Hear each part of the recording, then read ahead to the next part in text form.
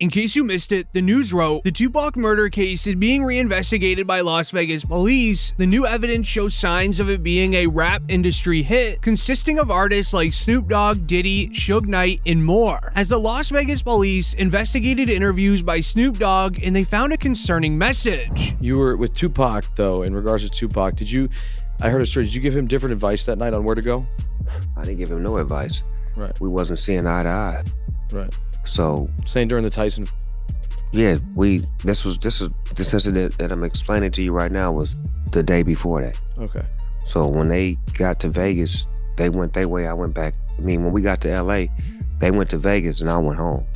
That's why I wasn't in the car with them. As Snoop mentions, he was supposed to be in the BMW, but after last-minute changes, he suddenly didn't go, making the police very suspicious, who are gonna want further details on why he didn't get in the BMW with Tupac and Suge Knight. As Snoop Dogg would even go on to mention that himself, Tupac, and Suge Knight had an altercation only 24 hours prior.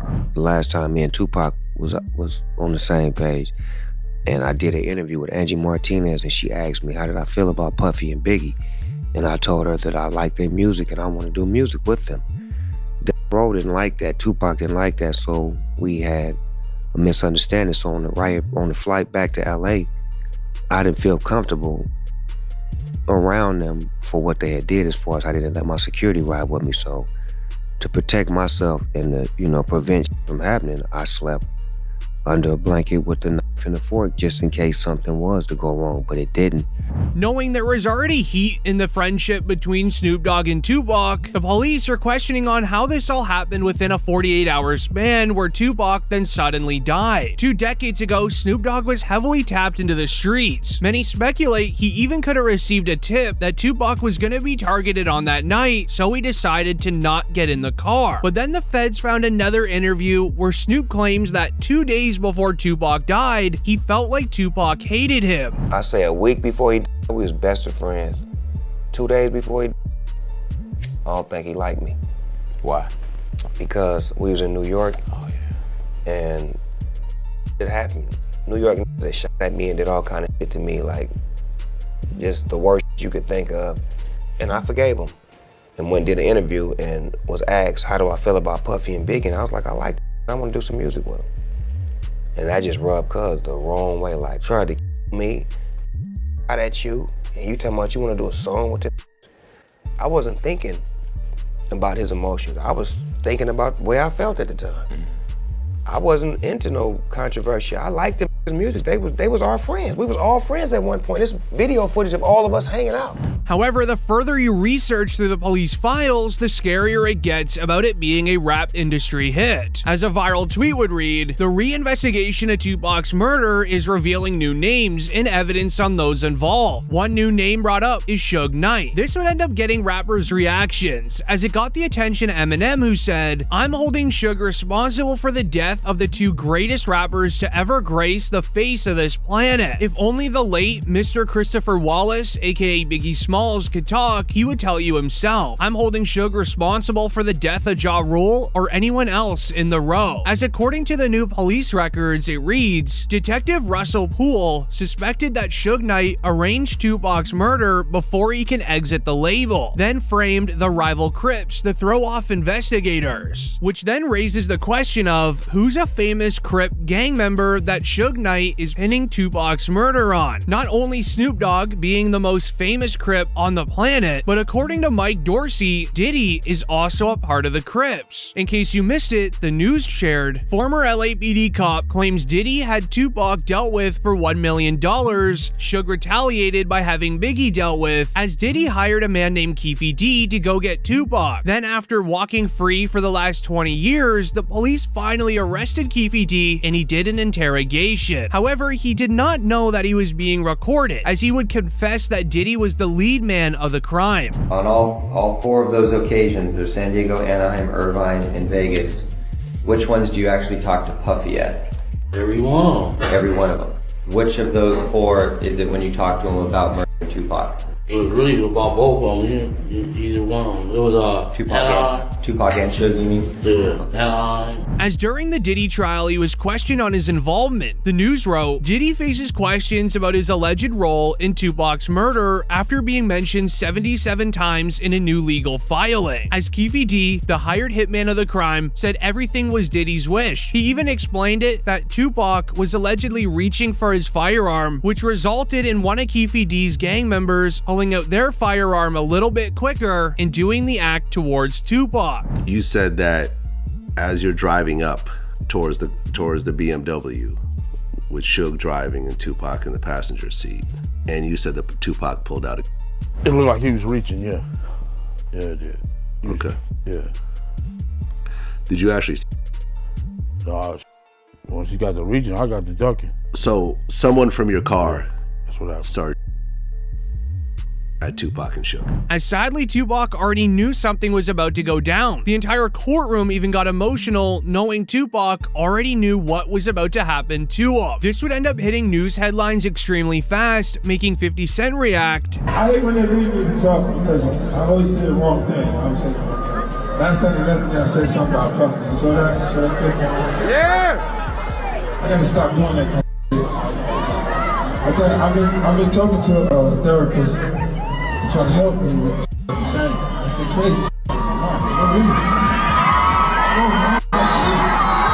Oh wait, maybe I said it about Puffy because he got Tupac killed. As even Eminem has reacted in the past, he has said so on his title Fuel, where he would rap the lyrics, I ain't trying to beef with him because he might put a hit on me like Keefe D did him, and that's the only way you're gonna be getting me. Which strangely enough, Eminem already knew Keefe D was responsible before the police did. But alongside this would be a viral clip of when the members on the Breakfast Club confronted Diddy for being responsible for Tupac, which ended up being a really awkward moment. Now, it was this documentary that claimed, which we know wasn't true. Yeah, check this out. We don't talk about things that are nonsense. We don't even entertain nonsense, my brother. So we're not even going to go there, with all due respect, but I appreciate you as a journalist asking. Thank you. Because you listen, 7 years ago, I'd have been like, yo, did you hire somebody? But no, you do it like a journalist. Yeah, no, I mean, we wouldn't even get into nonsense like that. You know what I'm saying? It's nonsense. Which we never believed, by the way. Yeah, thank you. However, the physical evidence in the Diddy trial when this was all shared gave the courtroom the chills, as Keefe D would be seen explaining how Tupac was taken out by Diddy's wish. On September 7th, 1996, Tupac was in Las Vegas with the head of his record label named Suge Knight. The two were off to the MGM Grand to watch a Mike Tyson match, as after it was over, they spotted an op in the lobby of the arena. Suge Knight and their entourage went to the Mike Tyson at the MGM Grand. Keefe D and his nephew, Orlando Lane Anderson, and two of their friends were also there. Keefe D told LAPD Detective Greg Kading more than a decade ago, in a proffer that couldn't be used against him, the shooting was retaliation after Tupac jumped Orlando and beat him up at the casino. Surveillance cameras recorded the fight. Tupac was angry that Lane had stolen his necklace years prior in Compton. Tupac, Suge Knight, and the entourage left the casino quickly. Security would end up breaking up the altercation between Tupac, Suge, and the ops, but it resulted in Tupac and Suge needing to go back to their hotel to change their clothes. Once being changed, the two would then head off to a club to go party it up for the night. As at around 11 p.m., the two began driving to the club down the Las Vegas Strip, where they would be caught in the middle of the street. Knew about Tupac's concert at the Club 662. Members, including Orlando and Keefe D, jumped in their white Cadillac and started cruising the strip looking for the offender. Before long, they finally spotted Tupac's caravan. At the intersection of East Flamingo Boulevard and Koval Lane, the white Cadillac pulled alongside the black BMW with Suge on the driver and Tupac on the passenger seats. The back window of the Cadillac rolled twice in the chest, once in the arm, once in the thigh. The aftermath was a mystery for over 2 decades. The police then started investigating online, trying to find new leads, to then they found an interesting interview by a man named Keefe D. Featured on DJ Vlad's show, he literally did an interview speaking about the details of finding Tupac and doing the crime. And Bubble Up was the driver, and Baby Lane and Freaky were in the back seat. We was just all in the car together. Just say that. This was the white Cadillac. Yeah.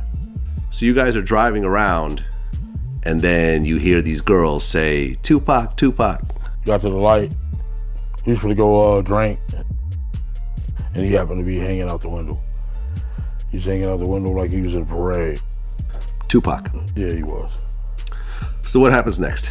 You said that as you're driving up towards the BMW, with Suge driving and Tupac in the passenger seat. Mind you, the Tupac murder case was cold for 2 decades, so a man just coming out randomly saying he's responsible made the police very suspicious. However, it also made fans skeptical, so he would end up sharing a never-before-seen interrogation with the police on the night of the crime. This is because his license plate was scanned being beside Tupac's vehicle. Lane starts.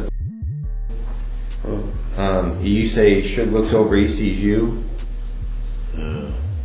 He looks right at you. Yeah, he looks at me. Okay. When he looks over at you, and then Tupac's busy getting. Evidently, the story is Tupac's trying to either get out of the back seat or something. Yeah. What do you see happening inside of their car? I seen him going Suge head. I thought he was. So Orlando across Dre. He leaned over on the window, we rolled down the window. During the police investigation, they also found Keefe D's reaction to Tupac passing away, which showed his true emotions. Yeah, I hate that happened, dog. I really do, man. Cause it took a lot of people's lives, dude. Hate that happen. Promise to God. I feel that was wrong, man. It was just purely wrong. You know what I'm saying? I wish it had never happened. You know what I'm saying? That's my opinion on it. It never happened, dude. However, alongside in the police records is a weird file. This file is yet to be finished, but it shares weird holes in the story of Tupac passing away, which proves that he could still be alive. And let me explain. There's an interview found from an officer that revealed Tupac was an industry plant with a job of stopping the beef between the red and blue street teams. Well, it turns out when I talked to Tupac's longtime mentor, political mentor, former Black Panther Chokwe Lumumba, who was his first business manager, he's told me, I basically asked, well, was Tupac only pretending to be in order to appeal to gangs and politicize them? And he said yes. And that was part of his thug life agenda that he came up with his imprisoned stepfather, Tupac Shakur. And so Tupac was just using that in order to get the and the leaders to call peace truces, first in Los Angeles, then throughout California, and then throughout the country. And that was why he was pretending to be this type.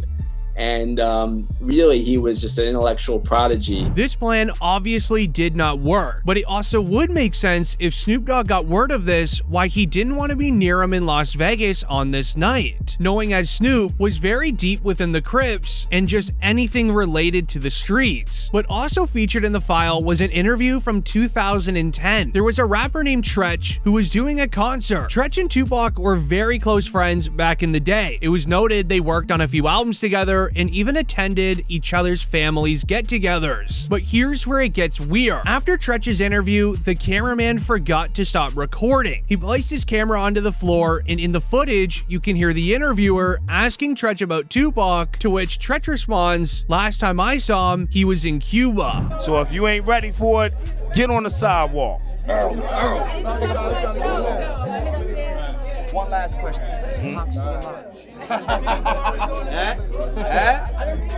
Nobody knows. Y'all good? Yeah, we good. Thanks a lot, man. We good. Last time I saw him, he was in church, man. Then only 1 week later, a video would be released onto a news website showing a video of Tupac supposedly chilling in a parking lot inside of Cuba, just like Tretch said. Look, zoom in. That's Pac, man. He with the outlaws. And Reg from Holla Back is trying to be friendly and get autographs. Holla Back exclusive, baby. Holla Back. But what's also weird is they have stashed away Suge Knight interviews. Suge Knight has done many interviews over the course of the last 2 decades where he has said Tupac is still alive. And he makes a very convincing case doing so, as he shared Tupac was doing fine in the hospital before passing away, stating in quote, "When I left that hospital, me and Tupac were laughing and joking. I don't see how someone can turn from doing so well to doing bad." I mean, when I left that hospital, me and Pac was laughing and joking. So I don't see how somebody can turn from doing well to doing bad. So you seriously think that he might still be alive? I'm gonna tell you this, Pac, you never know. But what's weird about this is also according to police records, they stated Tupac was in a coma when arriving to the hospital. So how in the world would he and Suge be laughing if Tupac was unconscious? It doesn't seem to add up. However, in a 2008 interview, 10 years apart, Suge Knight said the exact same thing. Tupac is alive and well. So he was conscious on the way to the hospital? He was conscious on the way to the hospital. He was conscious in the ambulance. He was conscious after they did the surgery. What was the last thing that he said to you? He left.